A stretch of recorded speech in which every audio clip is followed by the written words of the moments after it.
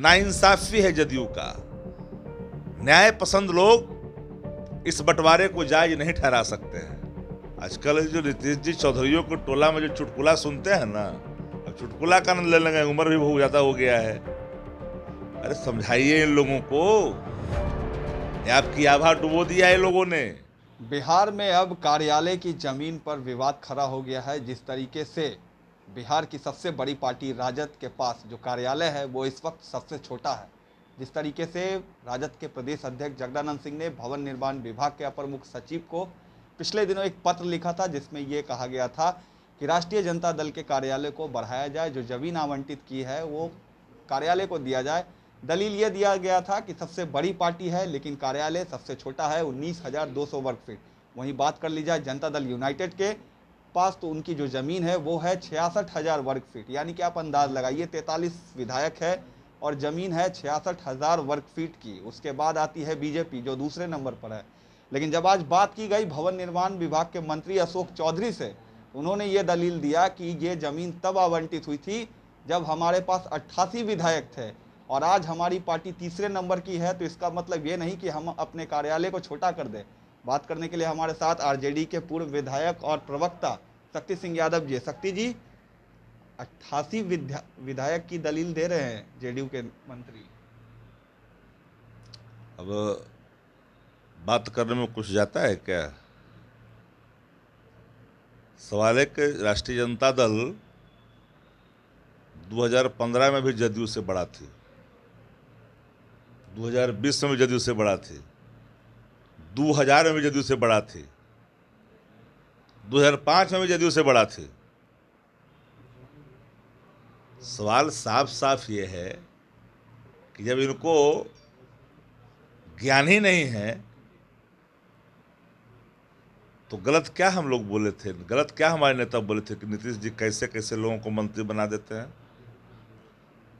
राष्ट्रीय जनता दल को जो आपने जमीन आवंटन किया है, बताइए ना कि 2000 वर्ग फीट से भी नीचे है, यानी 1800-1900 के आसपास है। 66,000 वर्ग फीट जमीनें जदयू को मिला हुआ है। अब 52-54,000 वर्ग फीट जमीन हमको लगता है 52,000 के या बीजेपी को है। अब कल्पना करिए कि भाई सवाल ये उठता है कि हमको संचालन में दिक्कतें आ रही है और हमारे आवास के सटे भूखंड है, इसलिए हमने दावा ठोका है। लेकिन आप क्या बोल रहे हैं भाई, विभाग के मंत्री कैसे कैसे लोग बन जाते हैं मंत्री? अरे नोडल डिपार्टमेंट होता है बिल्डिंग कंस्ट्रक्शन डिपार्टमेंट, उसको तय करना है कि किस पुल में कौन बिल्डिंग जाएगी या नहीं जाएगी। मांग के आलोक में लेना और देना दो उनका प्रोगेटिव है, चाहे वो सेंट्रल पुल का हो, असेंबली पुल का हो या जुडिशरी पुल का हो। बहुत सारे सेंट्रल पुल की मकाने जिससे मंत्री रहा करते थे, जुडिशरी पुल को चला गया, किसी ने आपत्ति दर्ज नहीं की। ये तो खाली भूखंड है भाई। आखिर दिक्कत क्या आ रही है? दिक्कत हमको संचालन में आ रही है, नाइंसाफी है जदयू का। न्याय पसंद लोग इस बंटवारे को जायज नहीं ठहरा सकते हैं। इसलिए मेरा मत साफ है ना कि जो बगल में खाली भूखंड है उस भूखंड को राष्ट्रीय जनता दल के नाम से आवंटित की जाए। और राष्ट्रीय जनता दल ने तर्क के साथ दिया है, जुडिशियरी के पास है। कैसे ये तय करने का अधिकार बिल्डिंग डिपार्टमेंट को, डिपार्टमेंट है जी। यही हम कहते रहते हैं कि नीतीश जी को विचार करना पड़ेगा। नीतीश जी ऐसे ऐसे लोगों को हाथ में निगोशिएट करने के लिए रखेंगे तो संभव है क्या? ये ऐसे ऐसे लोग सरकार चला रहे हैं इनके, जिनको रूल ऑफ एक्जीक्यूटिव बिजनेस का ज्ञान नहीं है, अतकचड़े की तरह बयान दे रहे हैं।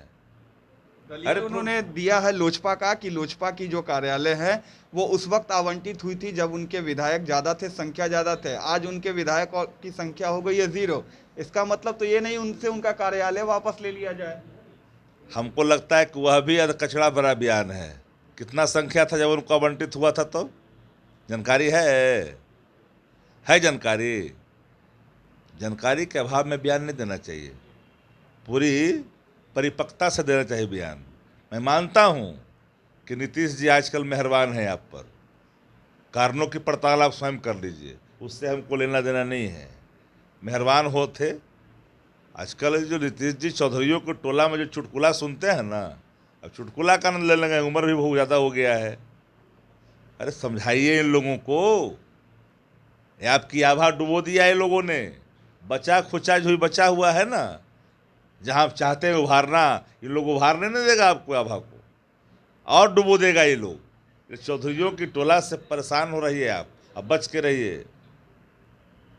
पता नहीं कितने कितने रूपों में ये लोग प्रकट होते हैं, इसलिए इनसे बचने की नीतीश जी की जरूरत है और सामयिक निर्णय लेना चाहिए उनको। आगे मामला कोर्ट में है, आगे और क्या कुछ करिएगा?